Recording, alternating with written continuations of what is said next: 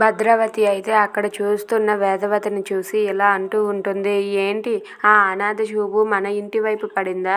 అయినా సరే అప్పుడే నీళ్లు వదిలేసుకున్నాం కదా మనం. అలాంటిది ఇప్పుడు మళ్ళీ ఆ అనాథ చూపు మన ఇంటి వైపు ఎందుకు పడాలి? ప్రేమ ఆప్యాయతలు ఎందుకు ఇప్పుడు అని చెప్పి అంటూ ఉంటుంది. అది వినగానే అక్కడ ఉన్న వేదవతి నర్మద వాళ్ళు అలా చూస్తూ ఉంటారు.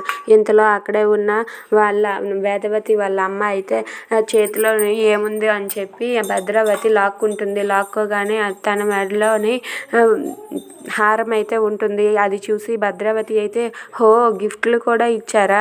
గిఫ్ట్లు మనకెందుకు? ఆ అనాథ గిఫ్ట్లు మనకి అవసరం లేదు అని చెప్పి భద్రావతి ఇలా విసిరేస్తుంది. విసిరేయగానే అటుగా రామరాజు వస్తూ ఉంటే రామరాజుపై ఆ హారం పడిపోతుంది. ఇక రామరాజు బండి ఆపి ఏంటది అని చెప్పి చూసేసరికి అక్కడ వేదవతి హారం అయితే ఉంటుంది. అది చూసి రామరాజు ఒక్కసారిగా షాక్ అయిపోతాడు. ఇంతలో అక్కడే ఉన్న భద్రావతి ఇలా అంటూ ఉంటుంది. ఆ అనాథ చూపులు, అనాథ మాటలు,